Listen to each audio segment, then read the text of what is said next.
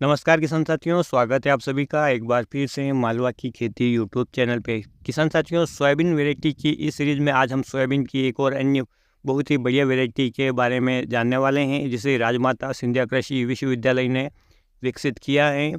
आरवीएसएम की जो सीरीज़ है किसान साथियों, आरवीएसएम 1135 के बाद इसी वैरायटी का यानी कि आरवीएसएम 1210 का नाम आता है अच्छे उत्पादन में और रोगों से प्रतिरोधक क्षमता रखने वाली वैरायटियों में। किसान साथियों, इस वैरायटी में खास करके चारकोल रोट और जो राइजोक्टेनिया एरियल ब्लाइट नामक फंगस जनित रोग आते हैं सोयाबीन की फसल में, उन रोगों से लड़ने की जो प्रतिरोधक क्षमता है वो मध्यम लेवल से लेकर उच्च लेवल तक की है।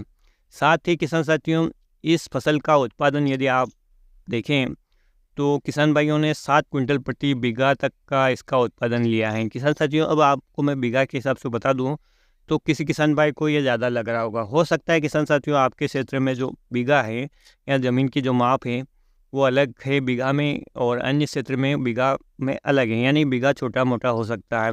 कहीं पर इसको वर्ग मीटर के हिसाब से मानते हैं तो कहीं पर कड़ी के हिसाब से मानते हैं।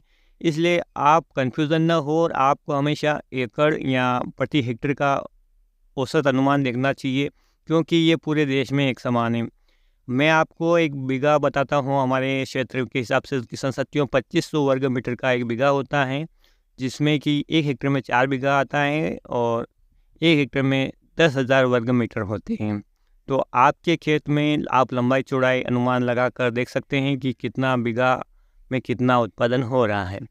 तो प्रति एकड़ हेक्टेयर के हिसाब से इसका उत्पादन देखें तो ये 25 से 30 क्विंटल एवरेज रूप से जाता है और बहुत ही अच्छी वैरायटी है किसान साथियों। खास करके इसमें ये एक सबसे बड़ी बात ये है कि इसकी जो फलियाँ होती हैं वो 4 दाने वाली अधिकांश होती है, यानी आपको इस वैरायटी में 55 से 60% की फलियाँ 4 दानों वाली दिखेगी, बाकी जो फलियाँ हैं वो 3 दानों की होगी। पौधे की हाइट भी अच्छी है, मैकेनिकल हार्वेस्टिंग भी इससे हो सकती है मशीन से।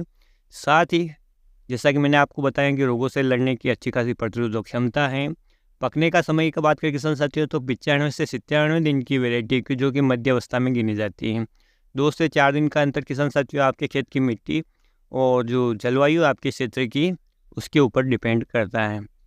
किसान साथियों, इस वैरायटी को जैसा कि आपको पता है कि राजमाता कृषि जो विश्वविद्यालय द्वारा विकसित किया गया है, जो कि मोरेना के द्वारा विकसित की गई वैरायटी हैं। आपको आरवीएस और आरवीएसएम 2 प्रकार की वैरायटियाँ देखने को मिल रही हैं। जिस वैरायटी के आगे आरवीएसएम लगा है यानी कि वो वैरायटी मोरेना में तैयार की गई है, और जो वैरायटी केवल आरवीएस है वो वैरायटी राजमाता सिंधिया कृषि विश्वविद्यालय ग्वालियर में तैयार की गई है। इसलिए किसान साथियों आप कन्फ्यूज़न न रहे कि ये वैरायटी कहाँ की है, इस बात का आप ध्यान में रखें। इस वैरायटी का चयन करते हैं किसान साथियों तो निश्चित रूप से आपकी मध्यावस्था की जो वैरायटी का चयन है वो भी हो जाता है। साथ ही यदि आपको आरवीएसएम 1135 का बीज अवेलेबल नहीं मिलता है या आपको कहीं से प्राप्त हो जाता है आप उसको लगा सकते हैं, वो नहीं मिलता है तो आप इसको लगा सकते हैं। इसकी जो फलियाँ होती है किसान साथियों, सूखने के बाद आपको सफ़ेद दिखाई देती हैं। जैसा कि मैंने बताया है कि जो फलियाँ का दाना छिलका है वो भी बहुत अच्छा मोटा होता है, जिसके कारण कि यदि देर तक बारी भी होती है पकने के बाद तो भी आपकी जो फसल दागेली जो जिसमें दाने दागेले हो जाते हैं वो होने की संभावना नहीं रहती है। इस वैरायटी के बारे में डिटेल से जानने के लिए किसान साथियों, जब तक आप इसको बोएंगे नहीं तब तक आपको इसकी खूबियों का पता नहीं चलेगा। वीडियो में पूरी जानकारी देना असंभव रहता है किसान साथियों, क्योंकि मैं अपनी भाषा में प्रस्तुत कर रहा हूँ और हो सकता है आपकी समझ में आए या ना आए। लेकिन जिस समय मैंने आरवीएसएम 1135 को 95 नंबर दिए थे 100 में से, तो इस वैरायटी को भी मैं 90 नंबर तो दे ही सकता हूँ, यानी कि 100 में से 90 नंबर इस वैरायटी को दिए जा सकते हैं। इस वैरायटी का बीज आप जो आरवीएसएम कॉलेज है मोरेना का वहाँ से संपर्क करके प्राप्त कर सकते हैं। साथ ही इस वैरायटी का बीज अब बहुत सारा मार्केट में भी अवेलेबल है, आप वहाँ से ले सकते हैं, या जिस किसान भाई के पास ये बीज है वो बेचना चाहता है वो अपना नंबर कमेंट में मेंशन कर सकता है। जिस किसान भाई को बीज चाहिए उस नंबर से वो संपर्क कर सकता है और उसकी बीज ले सकता है। किसान साथियों, बीज दर की बात करें तो जैसा कि मैंने आपको बताया कि बीघा अलग अलग होता है, इस हिसाब से आपका जो बीज दर है वो भी अलग अलग रहेगा। सबसे छोटा बीघा है किसान साथियों, वहाँ पर 15 किलो बीज प्रति बीघा के हिसाब से रह सकता है, जिसमें कि 2000 वर्ग मीटर के हिसाब से वो बीघा हैं। और मैं अपने क्षेत्र की बात करूँ किसान साथियों, 2500 वर्ग मीटर का बीघा है। तो इसकी बीज दर हम रख सकते हैं 17 से 18 किलो।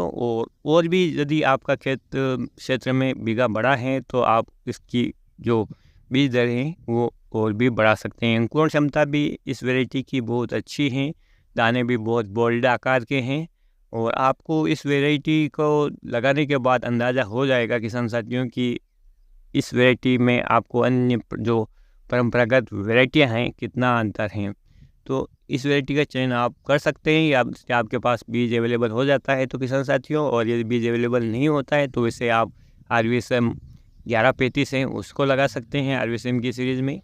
इसका भी बीज यदि आपको नहीं मिलता है तो आप भारी भूमि में जैसे 2172 का बीज लगा सकते हैं किसान साथियों। तीनों वैरायटियाँ बहुत शानदार हैं, रोगों के लिए प्रतिरोधक क्षमता रखती हैं। साथ ही जो भारी भूमि है, आंशिक जल भराव की समस्या है, उन खेतों में ये अच्छा प्रोडक्शन दे सकती हैं। सभी वैरायटियाँ मैकेनिकल हार्वेस्टिंग के लिए उपयुक्त हैं। रोगों और कीटों का खर्चा कम आएगा तो निश्चित है किसान साथियों आप लागत कम आएगी तो निश्चित रूप से आपको जो फाइनल लाभ मिलने वाला है कहीं ना कहीं वो अच्छा देखने को मिलेगा। तो किसान साथियों आज के वीडियो में इतनी जानकारी थी, तो उम्मीद करता हूँ कि ये जानकारी आपको पसंद आएगी। पसंद आए तो प्लीज़ वीडियो को लाइक किया कीजिए और अन्य किसान भाई हित में इस वीडियो को शेयर करना ना भूलें ताकि किसान साथियों ने भी इस वैरायटी के बारे में पूरी डिटेल से पता चले। फिर मिलते हैं एक नए वीडियो में एक नई वैरायटी के साथ। तब तक के लिए किसान साथियों ख्याल रखिए आप अपना, अपने परिवार, अपने पशुधन का और अपने स्वास्थ्य का। वीडियो देखने के लिए आपका बहुत बहुत धन्यवाद। जय हिंद, जय जवान, जय किसान।